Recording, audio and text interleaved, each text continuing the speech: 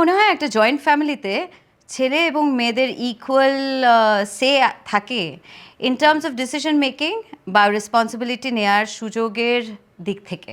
দেখো, জয়েন্ট ফ্যামিলিতে তো আমি আমার ইমিডিয়েট মানুষদের কথা বলবো এবং বাকি সবাইকার ব্যাপারেই বলবো। আমার বাবা, কাকা, জ্যাঠা, তাদের সঙ্গে এবং কাকু, কাকিমা এবং বৌদি, বাকিরা সবাই, আমার মনে হয় যে আমার কখনো সেই ডিমার্কেশনটা, সেই পার্থক্যটা আমি কখনো ফিল করিনি। আমার ঠাকুমা, আমার মা, আমার কাকিমারা, আমার জেঠিমারা, তাদের অসম্ভব তাদের একটা আত্মসম্মান নিয়ে ওনারা চিরকাল বেঁচে ছিলেন এবং আছেন। যারা, তাদের যদি কোনো ওপিনিয়ন দেওয়ার থাকে, তাদের যদি কোনো কিছু মত দেওয়ার থাকে, তাহলে ওনারা দেন, নির্দ্বিধায় দেন।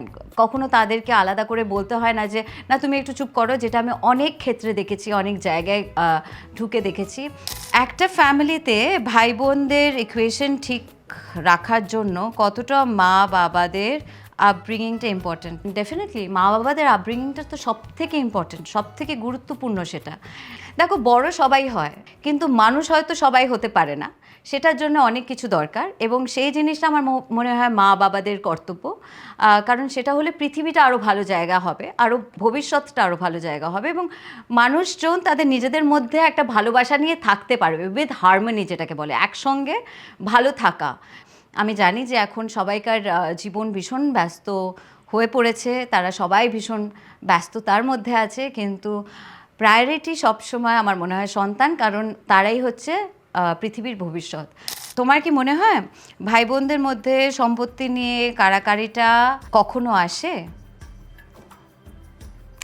সেটা দেখো, সম্পর্কের ওপরে পুরোটাই নির্ভর করে। আসে না, ডেফিনেটলি অনেক ক্ষেত্রে আসে এবং সেই কারণেই আমরা এই ছবিটা করলাম, স্বার্থপর। শুধু ভাই বোনের ক্ষেত্রে আমি বলছি না, আমার মনে হয় জীবনটাও এরকম।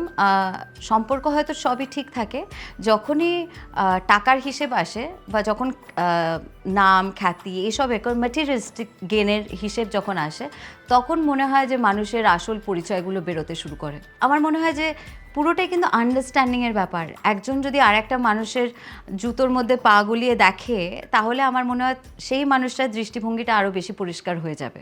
ভাই বোনদের নিয়ে কথা হচ্ছে যখন, কবির আর কাব্যার ইকুয়েশনটা ঠিক কেমন একটু বলো। এখন কাব্যার বয়স 10 মাস আর কবির 5 বছর 8 মাস হয়ে গেছে অলরেডি। তো এখন যেটার ব্যাপার সেটা হচ্ছে যে কবির না যেরকম একটা ভীষণ হয় না, দুষ্টু বিচ্ছু দাদা যেরকম হয় একেবারে, যে একদম বোনের পেছন পেছন লাগবে, একটু বোনকে একটু টিজ করে একটু বেশ মজা পাবে, সেরকম ফেসটা হচ্ছে কবিরের। এখন বেচারা টলমল করতে করতে কোনো একটা জায়গায় হয়তো কাব্যা দাঁড়িয়ে ওঠার চেষ্টা করছে, এরকম করতে করতে ওঠার চেষ্টা করছে। কবির পেছনে বল খেলছিল, হঠাৎ দেখছে ও কিছু একটা চেষ্টা করছে, হঠাৎ ওর মনে হলো না আমার এন্টারটেনমেন্ট দরকার, তখন এসে গেল, তারপর ধূপ করে ওকে ফেলে দিল, ও পড়ে গেল, পট করে পড়ে গেল, তারপর থপ করে বসার পরে হঠাৎ ভাবলো যে মা কী হলো, তারপরে কিছুক্ষণ পরে হ্যাঁ করে কেঁদে উঠলো। আর ভীষণ টেম্পোরারি কান্না, বাচ্চাদের একটা মজা আছে ভীষণ, মানে মনে হয় যে নাটকে কান্না যেরকম হয় না, যে একদম নাটকীয় কান্না, ওই সময়টা একটু করলো, তারপরেই ভুলে গেল, আবার নিজের মতন করে হামাগুড়ি দিতে দিতে তখন কবিরের পেছনে যেতে শুরু করলো। আমি দাঁড়া, তুই কী করছিস, কোন দিকে যাচ্ছিস, সেরকম একটা ব্যাপার। আমি তখন কবিরকে বকবো নাকি কাব্যাকে দেখবো আমি সেটা বুঝতে পারি না, কারণ যখন আমি কবিরকে বকার চেষ্টা করি তখন কাব্যা দেখি যে কোনো ম্যাটারই করে না। মানে I think this is the best thing about এই বয়সটা, কারণ তাদের না ইমিডিয়েট ফরগিভনেসটা আসে, ইমিডিয়েট, মানে ওরা ভাবে না, কেয়ার করে না, একটা মুহূর্ত গেছে তো গেছে, এরপরে তো আবার একসঙ্গে থাকতে হবে, সেরকম একটা ব্যাপার।